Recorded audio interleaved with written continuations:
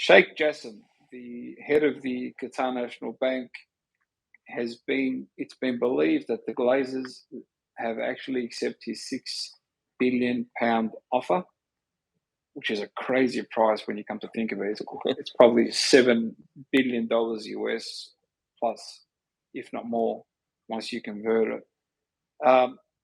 It's been a really drawn out process. It's taken a while to get to this outcome. His office has denied the speculation, but I think I think it's there. They're just when people play hardball till things are 100% confirmed.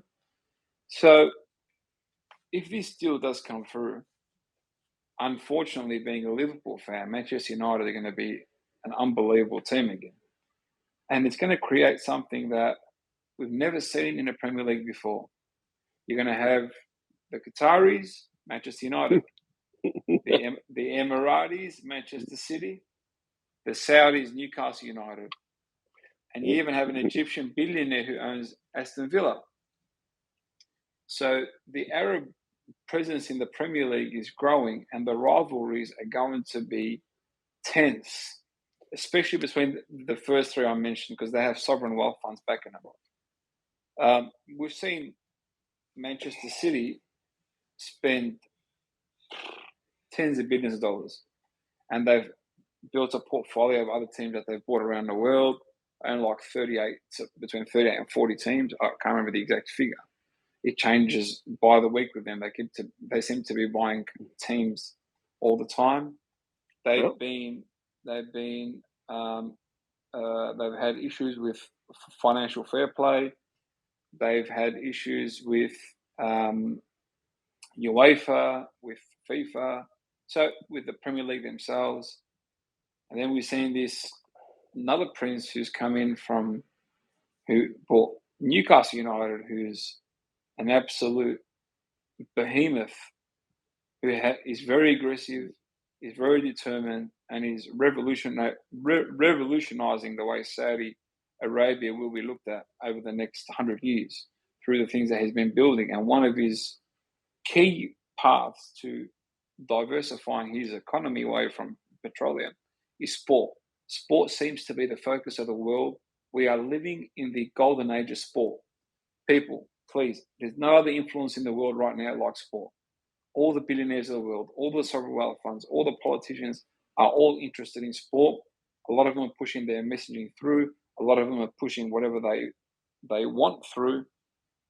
It's happening right now. But anyway, so Manchester United, Manchester City, they're rivals without the tens of billions, hundreds of billions of dollars.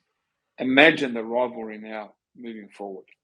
Well, we saw the ads that have come out, given the FA Cup derby a few weeks ago, and just in general with those two clubs, traditional longtime rivals, and it used to be a united town, and the recent history has it, with City having more success now, if this is true. And it appears to be true, because I'm hearing that Jim Ratcliffe and his camp will be having an opportunity to assume full ownership of the Mercedes team in F1 after this season. So that alone could be another significant purchase where he may be putting his attention to Formula One, obviously, and the Ineos cycling team is another.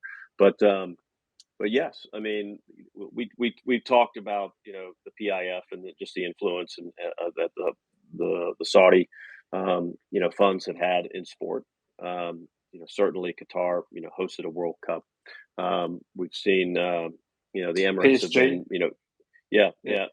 PSG, and the Emirates has been a strong supporter of sport during COVID, and certainly with their outreach in sport ownership, and as competitive as the Manchester City is in the Premier League in general, as clubs in the top soccer league in the world.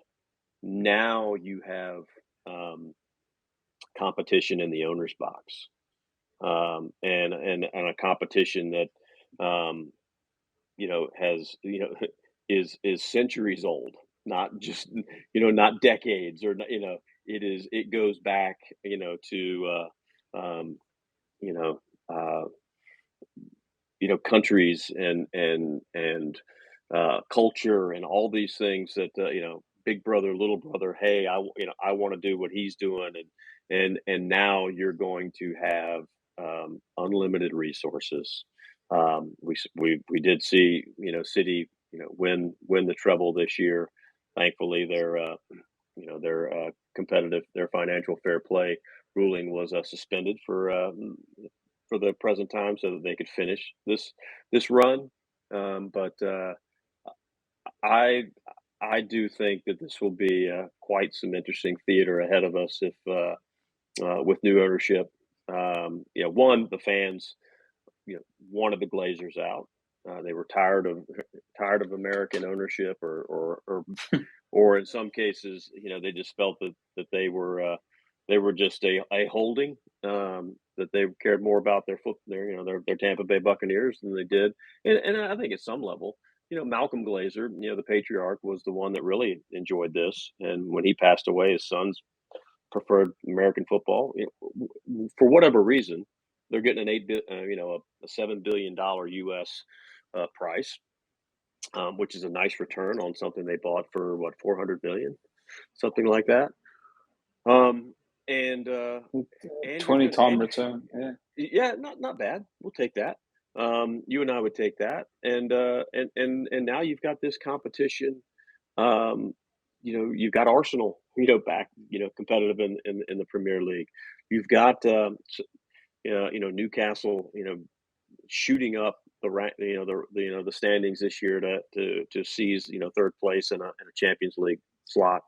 There's a lot of interesting drama that is going to find its way into the Premier League, on the pitch and in the owner's box, and certainly that those competitions are going to manifest themselves into player transfer, so and to movement and hirings and firings, and fans are going to and we the fans and those of us working in the sports business are going to be the ones to be, as the benefactors of this, because it's going to be good theater, and there's going to be some interesting business deals. We're seeing some of that stuff starting to play itself out with certainly Newcastle has signed a new shirt sponsor, which we talked about a few weeks ago. They now have a new sleeve sponsor that's coming out of the region. That is a competitor to Legends and in the space, and so Silla. a lot. Yeah. Scylla, yep. So they Yeah. so all of these you're going to start seeing with betting being pushed off the front of the shirt. Those are clubs that are going to have relationships with companies in other parts of the world that are now going to want to find themselves on the front of those kits in the biggest league in the world. That could be a disadvantage to your friends at Liverpool and my friends, down the road that are going up at Sheffield United, and our friends at Leeds who went down, and a few others over there that were, you know, relying on the betting category and are going to be looking for new partners.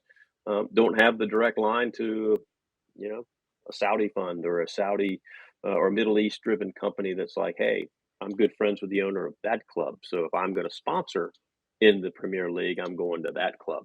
When in the past, you know, a little bit more level playing field, but now, look, it's going to be interesting. You're going to see some new brands start to play, and like I said, we've seen that come to play in those organizations or in those teams or in those properties owned and operated, by these,